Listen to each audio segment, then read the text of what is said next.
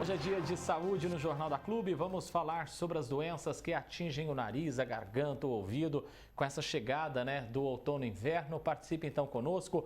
Envie sua pergunta para o nosso WhatsApp, é o 16997237684, apontando a câmera do seu celular para esse QR Code que está aparecendo aqui na tela. Já cai direto no nosso WhatsApp, aí fica mais fácil. Não esqueça de dizer o seu nome e também a cidade. E para esclarecer a partir de agora as suas dúvidas, então, conosco está o médico otorrino Márcio Vera, ele que também é médico pediatra. Doutor, muito bem-vindo aqui, obrigado por ter aceito o nosso convite. Doutor, para a gente começar então, quais as doenças mais comuns que surgem no consultório do senhor quando a gente está vivendo então essa transição entrando no outono e inverno? Boa tarde, doutor. Boa tarde, obrigado pela oportunidade, pelo convite, espero contribuir com quem sofre com esses problemas.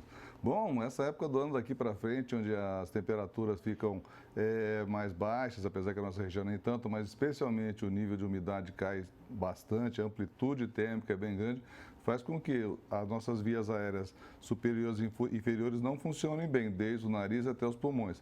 Elas são feitas para trabalhar com nível de umidade adequada, e sem grandes variações de temperatura. Com esse tempo bastante seco, elas sofrem e passam a não funcionar bem. E aí a gente tem uma série de doenças que relacionadas, aumenta muito a incidência, desde rinites, infecciosas ou não, sinusites, amidalites, faringites, pneumonias, etc. E também otites e outras doenças relacionadas. Bem, e já vamos respondendo aqui então as perguntas que já estão chegando. O Anderson de Salles Oliveira: doutor, é normal acordar pela manhã, espirrar várias vezes, nariz ficar escorrendo? O que pode ser? Ele relata aqui, por exemplo, que chega a espirrar 20 vezes aí quando acorda. Provavelmente se trata de uma rinite. Existem vários tipos de rinite, mas essa que o indivíduo acorda espirrando, muito provavelmente ele tem um quadro alérgico e deve ter alguma coisa no quarto dele que deve estar desencadeando. São várias. É muito comum as pessoas acumularem muitos objetos dentro dos quartos, Às vezes não estou falando que é o caso dele, mas às vezes não tem uma higiene adequada e a hora que ele acorda é muito comum ter esses sintomas de rinite, espirros, coriza, etc. Então a recomendação é evitar o acúmulo de várias substâncias e também procurar auxílio médico, talvez com um tratamento simples ele resolva, que parece que não são sintomas tão importantes assim. Pergunta da Lúcia de Ribeirão: doutor, sinto uma queimação frequente na garganta, o que pode ser, doutor? Provavelmente se trata de uma faringite. Existem vários tipos de faringite, mas hoje em dia a gente tem notado uma situação muito especial, que é a presença do refluxo gastroesofágico. Então, pacientes que muitas vezes têm queimação na garganta, muitas vezes associada a pigarro e tosse, e às vezes nem tem a sensação da volta do alimento, da queimação, mas é muito frequente, e é o mais frequente, na verdade, a presença de refluxo gastroesofágico, uma forma especial que muitas vezes não dá os sintomas clássicos, mas dá basicamente queimação na garganta, pigarro, tosse e muitas vezes rouquidão matinal. Existem várias outras possibilidades, mas a mais frequente eu acredito que seja essa, que é para a gente falar nesse momento. O Carlos Antônio está dizendo aqui, doutor, que ele tem carne esponjosa no nariz, está jogando um spray lá, mas ele diz que não está resolvendo, que já está, inclusive, ali saindo para fora. Quais outros tratamentos poderia dar certo no caso da situação do Carlos aqui, doutor? Carne esponjosa, na verdade, é uma situação que é um nome popular, não existe isso, carne esponjosa. Existem várias estruturas e várias doenças que podem fazer com que cresçam estruturas dentro do nariz. E, às vezes, algumas estruturas estão desviadas, como o desvio de septo.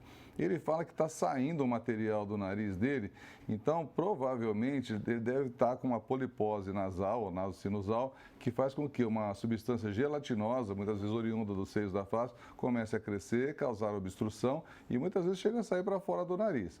É uma situação que deve ser avaliada, como disse, carne esponjosa é um termo muito genérico para ver se é isso mesmo, ou se pode ser um aumento de cornetos, que é uma outra estrutura, que possa estar causando problema. Se for uma situação em que tiver um volume muito grande dessa massa saindo pelo nariz dele, muitas vezes, além do spray, vai ser necessário fazer um procedimento cirúrgico. Então, aí realmente é difícil a gente afirmar, mas pelo que ele fala que está saindo para fora do nariz, provavelmente se deve se tratar de uma polipose e muito provavelmente seja caso também de uma intervenção cirúrgica.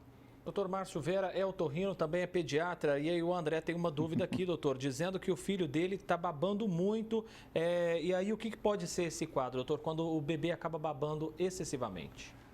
É muito variável, né? Estamos de babação, muitas vezes até é a apreensão dos pais. Normalmente, quando é bebê, eles costumam ter alterações de glândulas salivares importantes. Também pode ser algum distúrbio de deglutição que essa criança possa estar tendo e mesmo também um refluxo que pode provocar o aumento de salivação. Resta saber se ele está tendo alguma alteração respiratória, se não está dormindo de boca aberta, se não tem aumento de adenoide, de amígdalas ou um quadro de obstrução nasal de várias etiologias aí. O Paulo de Guatapará, doutor, está dizendo aqui que ele tem muita coceira no ouvido e acúmulo de cera. Pode dar alguma doença grave, doutor? Não, normalmente não. O acúmulo de cera em si já pode levar ao prurido, a coceira no ouvido, né? Existem outras doenças que podem causar também e se confundem às vezes com cera, que é fungo, a presença de fungo, a otomicose. Então vai ser importante avaliar. Se tiver saído uma secreção, especialmente de aspecto branco ou com algum líquido, provavelmente não é cerume ou cera, provavelmente ele deve ter uma presença de fungo dentro do ouvido.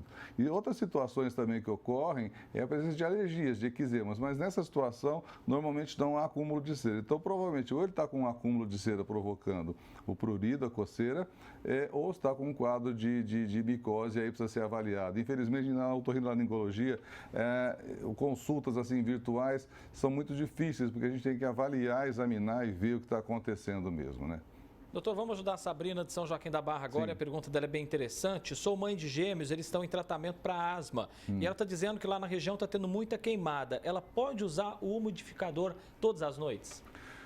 Olha, eu particularmente gosto de umidificador. Eu sei que há opiniões bastante diversas entre os médicos, mas o umidificador ajuda muito. Eu não acredito que o umidificador chegue a umidificar tanto o ambiente a ponto de fazer crescer fungo no ambiente. O cuidado que se deve ter é que muitas vezes o fungo cresce no próprio recipiente. Então é muito importante uma limpeza adequada, às vezes até fazendo uso de água sanitária para remover, porque se ele estiver com pontinhos pretos ou um fundo rosa, muitas vezes é a presença de fungo dentro do aparelho. E ele pode estar jogando para o ambiente fungos, aí sim. Mas de maneira geral, eu adoro, eu acho que a melhor forma de umidificar o ambiente é o uso desses aparelhos. Quando a pessoa não tem condição, usa-se toalhas ou baldes com água, mas a eficácia não é tão grande, infelizmente. Os umidificadores são muito melhores. A Renata está dizendo aqui, doutor, que o marido dela tem problema respiratório e depois que ele teve Covid, desenvolveu um pigarro. Esse pigarro pode ter ligação com a Covid, doutor? Uma sequela, algo nesse sentido? É possível. A Covid pode trazer inúmeras alterações, né? Na nossa área é muito comum alteração de olfato, de paladar, mas eu tenho casos até de profissionais da voz que tiveram alterações da voz e tiveram que se afastar das atividades por muito tempo, porque na verdade a lesão não é no nariz e nem na garganta. Na verdade é uma alteração no sistema nervoso central, no cérebro, que faz com que não haja uma coordenação adequada das cordas vocais ou o bom funcionamento das células sensoriais do olfato paladar. Pigarro, eu acho que atribuir exclusivamente à Covid não seria a primeira opção. O ideal seria avaliar esse paciente, infelizmente, né? Porque pode ter outras alterações causando isso também. Pergunta da Débora de Cravinhos, ela está dizendo aqui que tem sinusite de repetição. Qual seria o melhor tratamento para evitar, então, essas crises tão frequentes, doutor? Bom, sinusite de repetição é um capítulo à parte. Geralmente está relacionado à obstrução nasal. Então, geralmente as pessoas chegam dizendo que tem carne esponjosa, etc, etc, etc. Mas, na verdade, a obstrução nasal provoca estase no nariz e faz com que possa aparecer, essa estase pode levar à contaminação dessas secreções que se formam no nariz e levar a quadros de sinusites. Também tem pacientes que têm pólipos dentro dos seios da face, cistos, etc., que pode levar. Então, a sinusite de repetição precisa ser avaliada também de forma individualizada. Existe uma questão muito interessante que as pessoas parecem que têm uma vontade de ter sinusite. É muito comum a gente chegar ao paciente no consultório e falar, eu tenho sinusite e é crônica. E muitas vezes não se trata de sinusite, é uma simples rinite alérgica, então precisa ser avaliado muitas vezes com raio-x ou com tomografia e com exames de endoscopia nasal, mas é importante avaliar o nariz de forma bastante adequada. O Alexandre de Araraquara está dizendo que ele tem desvio de septo no nariz e aí ele diz que está algumas semanas piorando o quadro. Como é que faz para aliviar essa sensação do nariz tampado, doutor? O desvio do septo depende da intensidade. Se for um desvio mais importante, o tratamento é basicamente cirúrgico, porque geralmente é cartilagem e osso que está desviado, que está torto dentro do nariz. Não tem como se dar um remédio para fazer ele voltar ao lugar. Muitas vezes o desvio de septo está associado ao aumento de uma estrutura que todo mundo tem no nariz, que são os cornetos ou conchas nasais. E agora que o tempo começa a secar, fica mais empoeirado, especialmente pacientes alérgicos, essas conchas podem crescer e aí causar um aumento a mais da obstrução. Outro fator muito comum que a gente vê é o uso de remédios de desobstruir nariz. Tem várias marcas aí que fazem um comércio absurdo disso e as pessoas começam a usar esses vasoconstritores indiscriminadamente no nariz. São medicações que podem levar a taquicardia, arritmia, etc. Mas especialmente elas vão irritando o corneto, as conchas nasais, que na hora dá um alívio e com o tempo ela vai aumentando cada vez mais e a obstrução vai ficando cada vez mais importante, o efeito do remédio mais curto. Então é muito possível, especialmente se ele estiver fazendo uso desse tipo de medicação, que ele esteja tendo o que a gente chama de rinite medicamentosa e aí sim associado ao desvio de septo, que vai fazer com que ele tenha piora do quadro de obstrução nasal. Mas o desvio em si é basicamente cirúrgico e dependendo do tamanho dos cornetos ou conchas, normalmente se faz a cirurgia ao mesmo tempo dessas estruturas.